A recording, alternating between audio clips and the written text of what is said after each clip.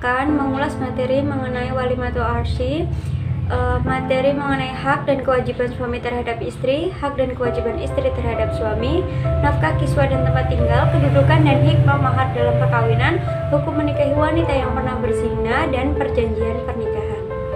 Sebelum masuk ke yang pertama, saya akan menjelaskan tujuan pernikahan menurut Al-Quran. Dalam ajaran Islam, pernikahan merupakan akad yang sangat kuat dan salah satu ibadah yang terikat dengan aturan-aturan yang telah digariskan oleh Allah Subhanahu wa Ta'ala dan Rasul-Nya. Oleh karena itu, pernikahan bukan perkara main-main. Dan untuk menuju ke sebuah ikatan pernikahan, calon suami istri haruslah mempunyai bekal pengetahuan tentang bagaimana cara membina rumah tangga yang sakinah, mawaddah, warohmah.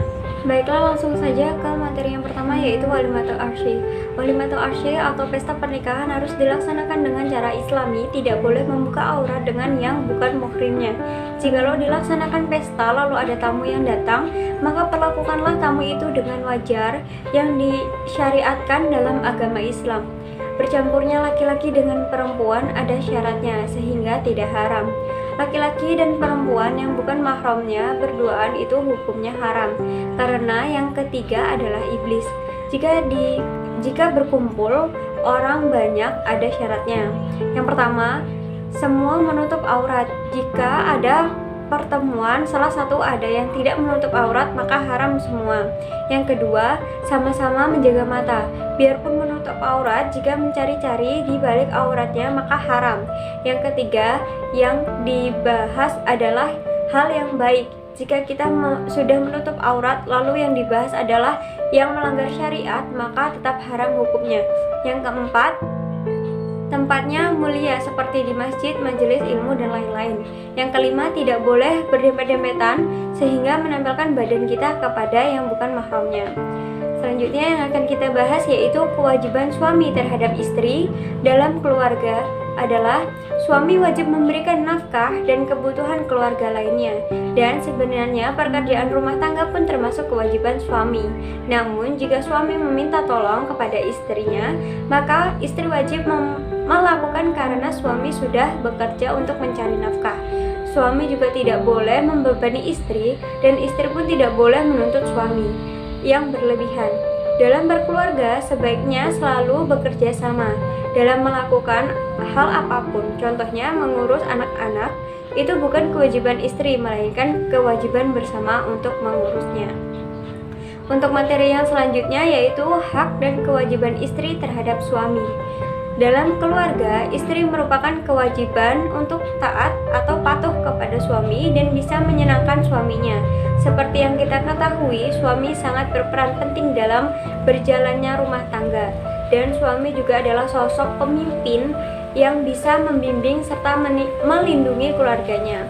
Oleh sebab itu, jika seorang istri akan melakukan kegiatan baik di luar rumah, setidaknya meminta izinlah kepada suaminya agar suaminya bisa membantu jika terjadi sesuatu hal yang buruk.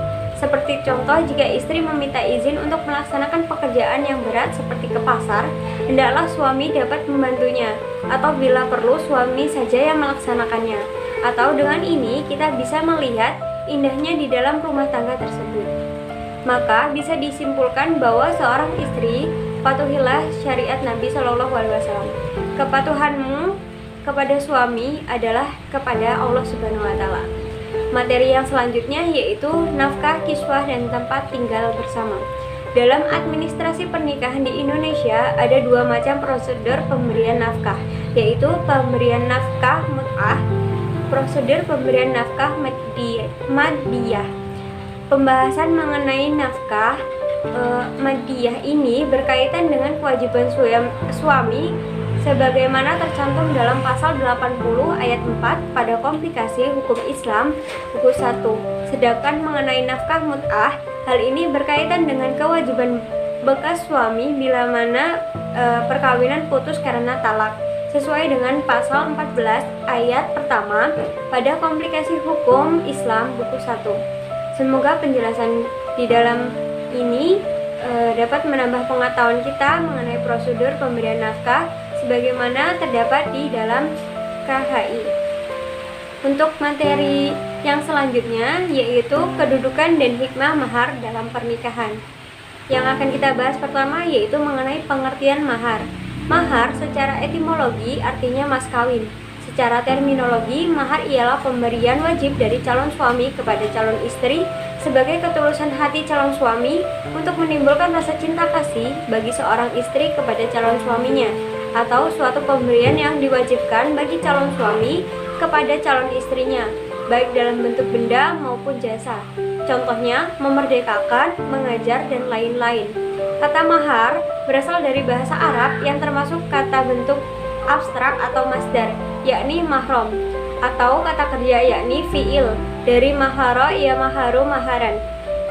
Lalu dibakukan dengan kata benda mufrad, yakni al-mahr, dan kini sudah diindonesiakan dengan yang sama, yakni kata mahar. Karena kebiasaan pembayaran mahar dengan mas, mahar diidentikan dengan mas kawin. Mahar juga digunakan istilah lain, yakni sedekah dan nihlah dan faridah, yang maksudnya adalah mahar. Yang kedua yaitu syarat-syarat mahar. Mahar yang diberikan kepada calon istri harus memenuhi syarat. Contohnya yang pertama yaitu harga dan berharga, barang suci dan bisa diambil manfaat. Barangnya bukan barang hasab, bukan barang yang tidak jelas keadaannya. Yang selanjutnya itu kita akan bahas fungsi-fungsi mahar. Para imam mazhab selain Imam Malik sepakat bahwa mahar bukanlah salah satu rukun akad, tetapi Abdul Rahman Al-Jaziri mengatakan mahar berfungsi sebagai pengganti atau muqabalah istima dengan istrinya. Sedangkan sebagian ulama Malikiyah mengatakan bahwa mahar berfungsi sebagai imbalan jasa pelayanan seksual, dan Abu Hasan Ali memposisikan mahar sebagai alat ganti yang wajib dimiliki perempuan karena adanya akad nikah. Kemudian ada macam-macam mahar atau mas kawin. Semua ulama telah sepakat bahwa membayar mahar itu adalah wajib, sedangkan macam-macam mahar dapat dibedakan menjadi dua, yaitu mahar musammah dan mahar mitsil. Selanjutnya yang kita bahas adalah kedudukan mahar dalam perkawinan. Dalam Islam disyariatkan membayar mahar adalah sebagai hadiah yang diberikan seorang laki-laki kepada seorang perempuan yang dipinangnya ketika laki-laki itu ingin menjadi pendampingnya, dan sebagai pengakuan dari seorang laki-laki atas kemanusiaan, kemuliaan dan kehormatan perempuan. Karena itu dalam Al-Quran Allah telah menegaskan dalam surat An-Nisa ayat 4, berapapun jumlah dan bagaimana bentuknya harus disepakati bersama, dan sunnah tak kalah mengucapkan ijab kabul pernikahan, agar para saksi dapat mendengar secara langsung jumlah dan bentuk dari mahar tersebut. Penentuan mahar serta pemberiannya baik dengan cara memberi kontan atau menangguhkannya adalah suatu hal yang diperbolehkan.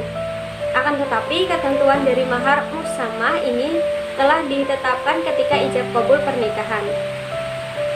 Keputusan musyawarah antara kedua belah pihak dapat menjadi tolak ukur pemberian mahar secara kontan maupun penundaan.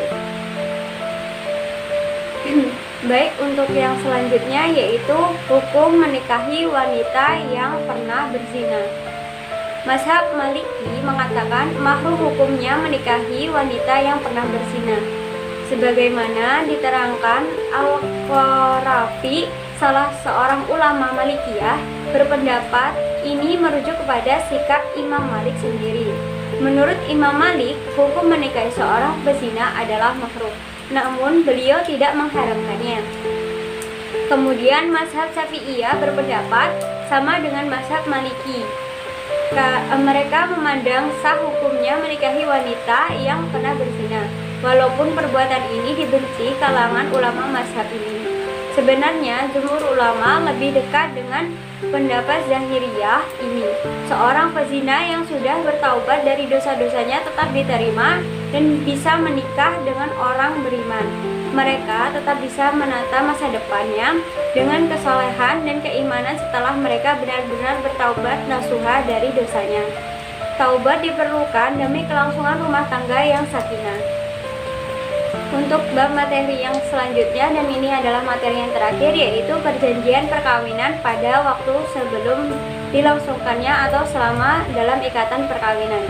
kedua belah pihak atas persetujuan bersama dapat mengajukan perjanjian tertulis yang disahkan oleh pegawai pencatatan perkawinan atau notaris setelah mana isinya berlaku juga terhadap pihak ketiga sepanjang pihak ketiga tersangkut.